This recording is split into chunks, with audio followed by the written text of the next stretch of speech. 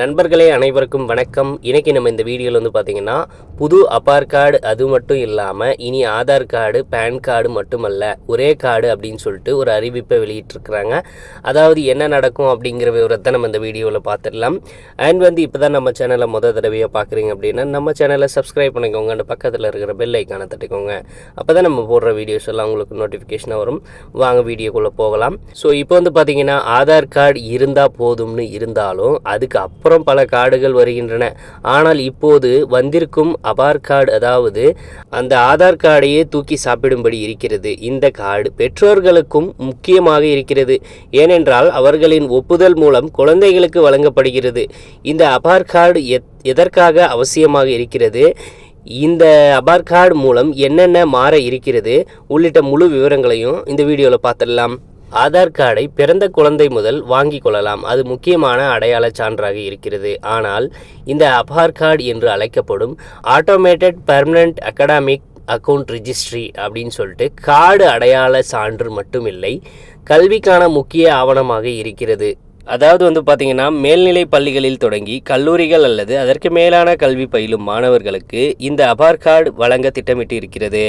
இப்போது மேல்நிலை பள்ளி மாணவர்களுக்கு வழங்கும் பணிகள் பல்வேறு மாநிலங்களில் தொடங்கியிருக்கிறது. ஆதார் கார்டு போலவே 12 நம்பர்களை கொண்ட கார்டாக இந்த அபார் கார்டு வழங்கப்படுகிறது. அதாவது அதே போல ஒரே நாடு ஒரே மாணவர் ஐடி என்னும் கொள்கையின் அடிப்படையில் வழங்கப்படுவதால் ஆதார் கார்டு போலவே இந்தியாவில் இருக்கும் அனைத்து மாணவர்களுக்கும் இந்த கார்டு ஒரே சேவையை வழங்க இருக்கிறது. மாணவர்களின் விவரங்கள் இந்த அபார் கார்டு மூலம் நிரந்தரமாக பதிவு செய்து கொள்ளப்படுகிறது. இதில் டாக்குமெண்ட்களுக்கும் அடங்கும். ஆகவே டிஜிட்டலாக மாணவர்களின் விவரங்கள் பதிவு செய்யப்பட்டிருப்பதால் எந்தவித சிக்கலும் இல்லாமல் அதை பாதுகாப்பாக வைத்துக் கொள்ளலாம். அது மட்டுமல்ல, இது ஒரு வாழ்நாள் அடையாள அட்டையாக இருப்பதால் மாணவர்கள் ஆரம்ப கல்வியை தொடங்குவது முதல் உயர் படிப்பு வரையில் அதாவது இந்த ஒரே கார்டை பயன்படுத்திக் கொள்ளலாம். மாணவர்களுக்கு வழங்கப்படும் கல்வி கடன்கள் மற்றும் கல்வி சான்றிதழ்களின் விவரங்களும் இதில் பதிவு செய்யப்படும்.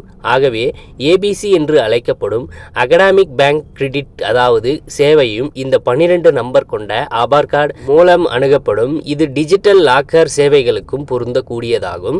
ஆகவே பள்ளி சான்றிதழ்கள் போன்ற முக்கிய ஆவணங்களை டிஜிட்டல் முறையில் பெற்றுக்கொள்ள முடியும். கல்வி கடனை பெறுவதற்கான ஆவணங்களை கொடுக்கும்போது ஏற்படும் சிக்கல்களை இந்த ஆதார் கார்டு மூலம் தவிர்க்கப்படும். அதே போல ஒரு கல்வி நிறுவனத்தில் இருந்து மற்றொரு நிறுவனத்திற்கு மாறும்போது இதை பயன்படுத்திக் கொள்ளலாம். பிசிக்கல் சான்றிதழ்களை எடுத்து செல்வதையும் இது குறைக்க இருக்கிறது. இது ஆதார் கார்டு மூலமாக வெரிஃபிகேஷன் செய்யப்பட்டு மாணவர்களுக்கு கொடுக்கப்படுவதால் இதில் எவ்வித சிக்கலும் இருக்காது. அதே போல பள்ளி மாணவர்களுக்கு அபார் கார்டு வழங்க பெற்றோர்களின் ஒப்புதல்கள் மாநில அரசாங்கத்தால் கேட்கப்படுகிறது. ஆகவே ஒப்புதல் அளிக்கப்பட்ட பிறகே அபார் கார்டு பெற்றுக்கொள்ள முடியும். மாணவர்கள் பெயர், வயது, பிறந்த தேதி, பாலினம் மற்றும் போட்டோ அடிப்படை விவரங்களை கொண்டு இந்த அபார் கார்டு சேவை தொடங்கப்படுகிறது. ஆதார் அடிப்படையில் வெரிஃபிகேஷன் செய்யப்படும்.